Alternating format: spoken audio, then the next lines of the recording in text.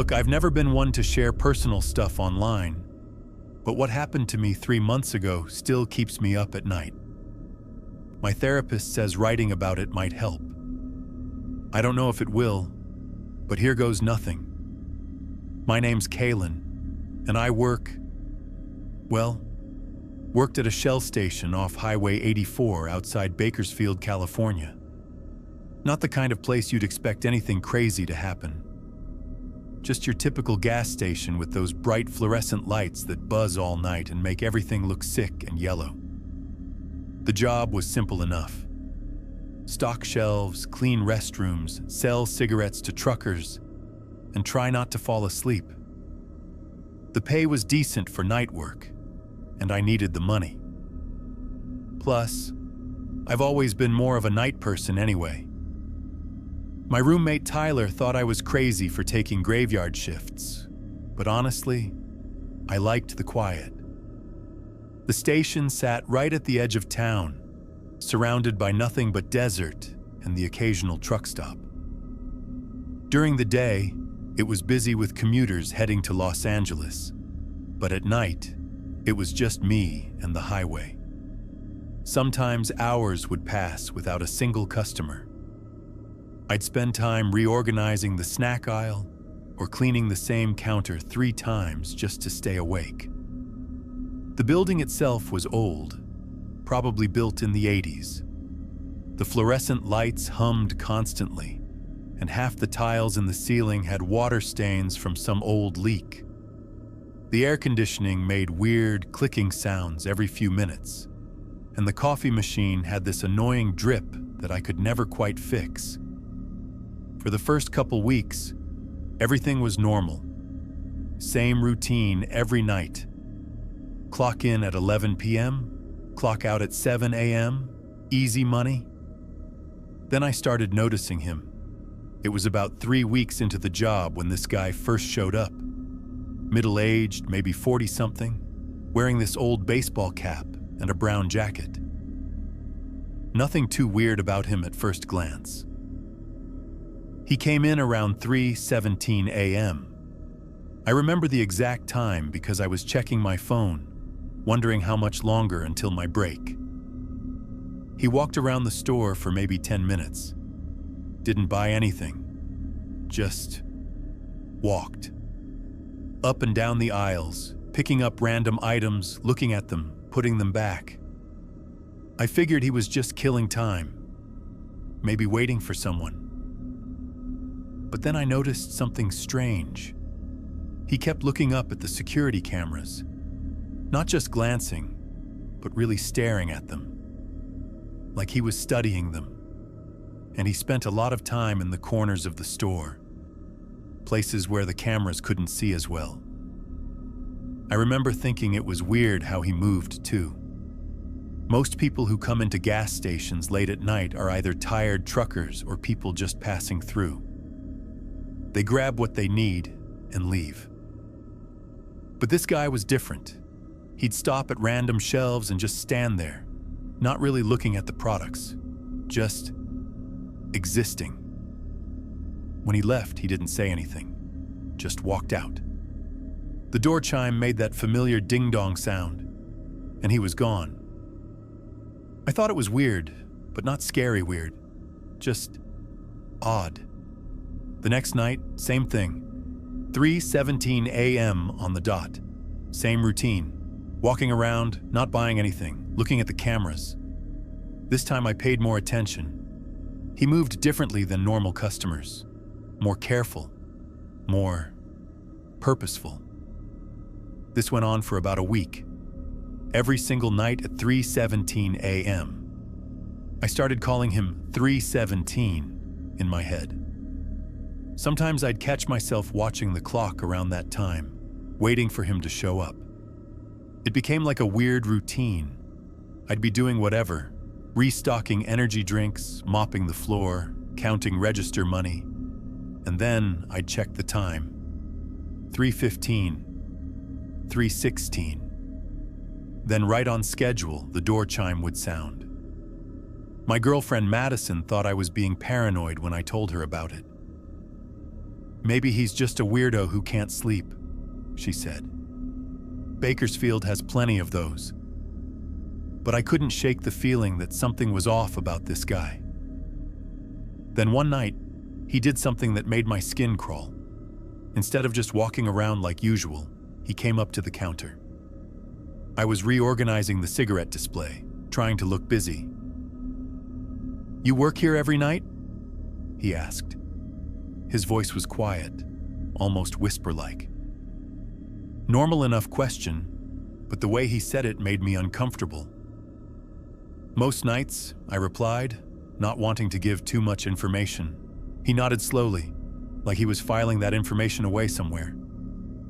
Then he just stood there for a moment, not saying anything else.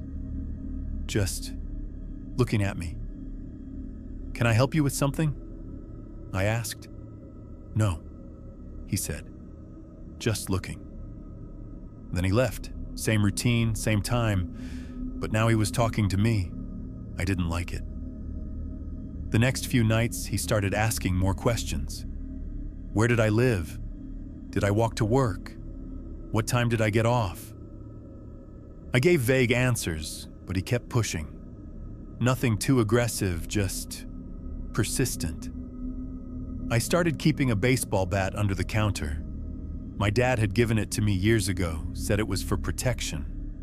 I never thought I'd actually need it. I also started paying more attention to the other customers who came in during my shifts. The regular truckers, the late-night workers stopping for coffee, the occasional drunk person buying cigarettes. None of them acted like 317. They all had normal reasons for being there. But him? He was different. There was something deliberate about everything he did. Last week, things got really fucking weird. I came to work Tuesday night, everything seemed normal. Did my usual routine, restocked the energy drinks, cleaned the coffee machine. Around 2 a.m., I was sweeping behind the counter when I found something taped under the register. A USB drive. I almost threw it away, thinking it was just random garbage. But something made me curious. I plugged it into the old computer we use for inventory. What I saw made me sick to my stomach. Videos, dozens of them. All of me. At home. Getting ready for work. Eating dinner, watching TV, sleeping. The timestamps showed they were taken last week. While I was at work, someone had been in my apartment, filming me. The angles were weird, like they were taken from inside my closet or from behind my dresser. I watched about 30 seconds before I had to stop. My hands were shaking so bad I could barely use the mouse. I called the police, but they said without more evidence, there wasn't much they could do. File a report, they said. Change your locks. Really helpful. The officer who took my statement was this older guy who looked like he'd rather be anywhere else. He kept checking his watch while I tried to explain what was happening.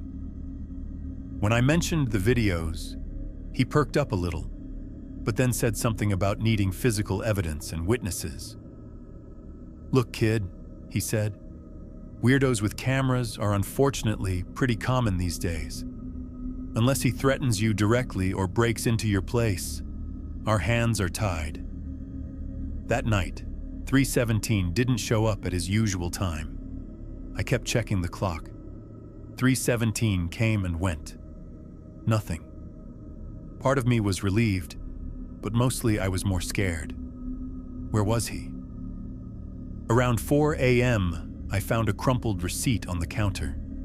I hadn't put it there. When I unfolded it, my address was written on it in blue pen. Not printed. Handwritten. My phone buzzed with a text from a number I didn't recognize. "You look peaceful when you sleep. Tonight, I'm coming home with you." I tried calling Madison, but she didn't answer. Probably asleep. I thought about calling Tyler, but he'd just think I was being dramatic. The rest of my shift was torture. Every car that pulled up, every sound from outside, every customer who came in. I thought it might be him, but it wasn't.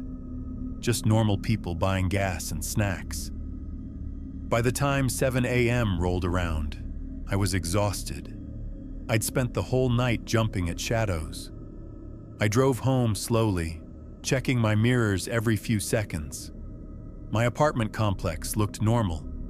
Same old cars in the parking lot. Same broken streetlight that had been flickering for months. But when I got to my door, I noticed something. The spare key I keep under the flower pot was moved. Not missing, just moved. Like someone had used it and put it back in the wrong spot. I called in sick the next night, and the night after that. I couldn't bring myself to go back to work, but tonight I had to. Bills don't pay themselves, and I'd already missed 2 shifts. My manager wasn't happy, but he needed someone to cover. Everything seemed normal at first. Did my regular routine, helped a few customers, cleaned the restrooms. Around 2 a.m., I was starting to relax. Maybe he'd moved on. Maybe he'd found someone else to bother. Then the power went out. Complete darkness. The only light came from car headlights passing by on the highway. The emergency lighting should have kicked in, but nothing. Just black. I grabbed my phone and turned on the flashlight. The battery was almost dead, maybe 20%. That's when I heard it. Ding dong. The door chime. Someone had just walked in. "We're closed," I called out, trying to keep my voice steady. "Power's out." No response. I moved toward the front of the store, phone light cutting through the darkness. The door was open, but I couldn't see anyone. "Hello?" I called again. Still nothing. I was about to head back to the counter when I heard footsteps. Slow, deliberate, moving through the store. My phone battery died. Complete darkness now. Just me and whoever was in the store with me. I fumbled around behind the counter trying to find the baseball bat. My hands were shaking so bad I could barely grip anything. The footsteps stopped. Then I heard his voice. That same quiet, whisper-like voice from before. "I told you I was coming home with you." I grabbed the bat and swung it toward the sound. Hit nothing but air. More footsteps. Closer now. I ran, straight out the back door, into the parking lot. Got in my car and drove. Didn't stop until I was at the police station. They went back to check the store. Found nothing. No signs of a break-in, no fingerprints. Security cameras had been disabled during the power outage. I quit the next day. That was 3 months ago. I've moved twice since then. Changed my phone number, even dyed my hair a different color. But sometimes, late at night, I still get text messages from unknown numbers. Just pictures of me, at my new apartment, at my new job, walking to my car. I don't know what he wants. I don't know why he chose me. All I know is that he's still out there, still watching. And I have a feeling this isn't over.